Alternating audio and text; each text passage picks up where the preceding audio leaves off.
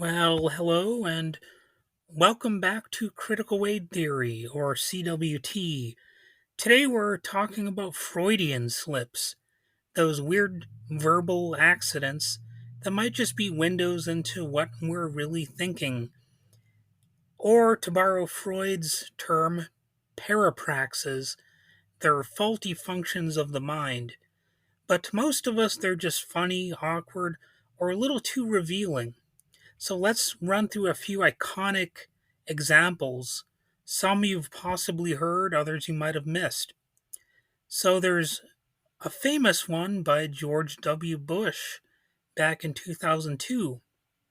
He said, "Our enemies are innovative and resourceful, and so are we.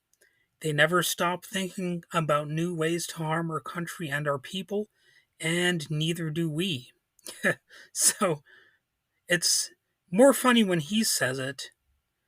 I should have maybe inserted a clip of him saying that, but I'm just talking to a microphone. I don't have a creative team here, and I don't want to spend a lot of time editing stuff. But that was a doozy of a Freudian slip. Well, it's enough to make somebody go oof. Now this was during the height of the so-called war on terror. What Bush meant to say was probably that the US was vigilant, but what came out sounded more like a confession, a perfect example of a Freudian slip sparking conspiracy theories or late night comedy. And really the the conspiracy theory aspect of it, I wouldn't say is really that necessary if you look at what was actually going on there, because you know the proof is there that the George W. Bush administration was actually harmful to the country. So, no real conspiracy theory needed on that one. In fact, you don't even need to dig behind the scenes all that much at all to come up with the conclusions that, yes, they were finding ways to harm the country, including the creation of ice. All right, so there's another news anchor slip up, the DD Mega Doo Doo one. Very infamous moment on the internet, a famous news blooper. News anchor Brianna Clark, or Brianna, I don't know exactly how it's pronounced. It's one of those names that might be pronounced different ways. But anyway, she was trying to report the tragic death of Officer Deirdre Mengedo, or something like that, but what came out was DD Megadoodoo. And if you don't believe me, go ahead and look up the clip. I might have mispronounced her name myself, but I didn't call her I didn't call her Megadoodoo, and the internet hasn't let that story go. It's one of the all-time classic, and I did look up Brianna Clark's Facebook post about the incident where she apologized, and pretty awkwardly, she was trying to sort of flip it around and get mad at the people who were, sharing the news story and joking about it. But you can't really get away with that. If if you mess up that badly and turn it into a comedic spectacle, you can't get mad at people for laughing.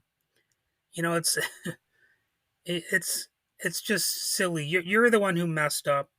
Like you can't say, "How dare you try to turn this into a joke?" Well, you're the one who turned it into a joke, lady. What I will say though is that Brianna Clark, you know, she could mispronounce my name any way she wants. You know, I'll just put it that way. If you check her out, she's not a bad looking lady, so she could call me anything she wants. And anyway, back to the Megadoodoo thing. It's one of those painful reminders that live news is ruthless, and sometimes, the tongue has its own agenda. Or maybe the brain was just having its own agenda. Maybe it was rebelling against her, trying to make it into a joke or something.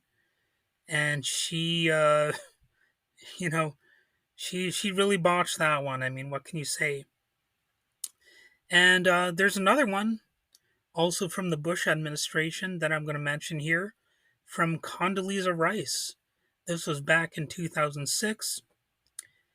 She said, "As I was telling my husband, oh, oh, as I was telling President Bush." So she corrected herself. See, she was not talking about her husband, but President George W. Bush. But she initially said, or started to say, husband. Hmm. So that one kept the tabloids buzzing a little bit. Was it just a slip up? Most likely, but it shows how a single misstep can feed into narratives that were already simmering. I think, you know, anytime, a man and a woman in power are frequently seen in close proximity to one another, the rumors are going to start buzzing. And, you know, accidentally almost calling George W. Bush her husband, hmm, a little bit, a little bit iffy, right? So, yeah. Another famous one was Chicago Mayor Richard Daley, who tried to defend the police and completely fumbled the message. He said the policeman isn't there to create disorder, the policeman is there to preserve disorder. So, obviously, he meant to say order, but the real twist, many critics thought he accidentally told the truth. That line became a quote for the ages, one that says more about power and perception than he ever meant to. So it also gives you something to debate. Do policemen really create order, or do they create disorder and preserve disorder, in a manner of speaking?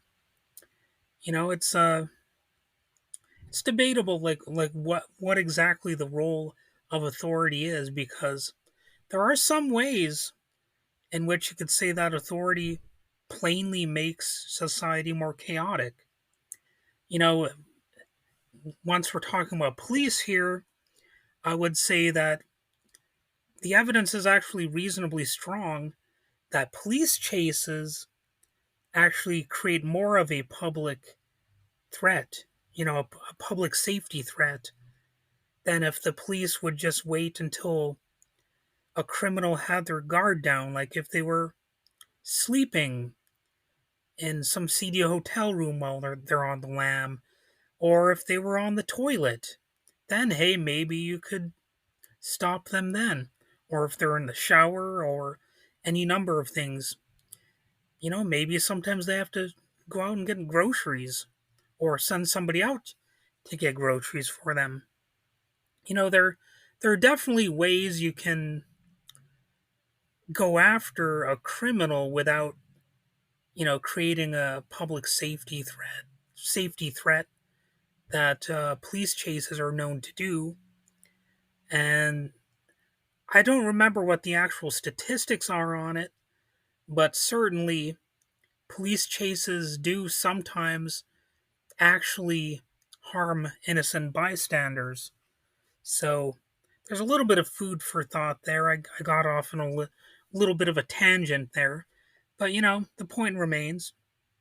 And of course, you can find clips where people are originally talking about organisms, but they might accidentally say the word orgasm. You'll probably find numerous blooper moments like that. And you know, it's a funny thing when it happens. You can find these great news compilations of reporters saying iffy things, and those kind of bloopers show up pretty regularly. especially with newscasters who live on air and they're under pressure. Sometimes they get the giggles, they're trying to be serious, but the pressure of trying to be serious might itself make them start cracking up. So, the wrong words slip out, and it's usually it's usually words that they're trying not to say. Sometimes they'll say the exact opposite of what they meant to say. I do that sometimes. I can't really explain it. And I don't really know what the word is for that. When you're trying to say one thing and then you say the complete opposite, there must be some technical term for that. It's technically different from a Freudian slip because it's more like you're you're saying the opposite thing. A Freudian slip is more like when you're saying something that's hidden, you know? I'm talking about saying something that's literally the opposite, sort of like the shadow concept almost. But anyway, Freudian slips ride the line between comedy and confession. So are they just brain glitches? Maybe. They might be people just, having their tongues get tied up or whatever. Or maybe they're just little leaks from the unconscious mind. Either way, they're a reminder that words matter and sometimes they speak for us, even when we don't mean them to. So, obviously, I barely found a lot, many examples here to use. So, there's always room for a part two of this. But I just wanted to do like a quick little episode on Freudian slips. I might do a follow up at some point. So, keep your mind sharp and your mic muted when you're unsure of what to say next.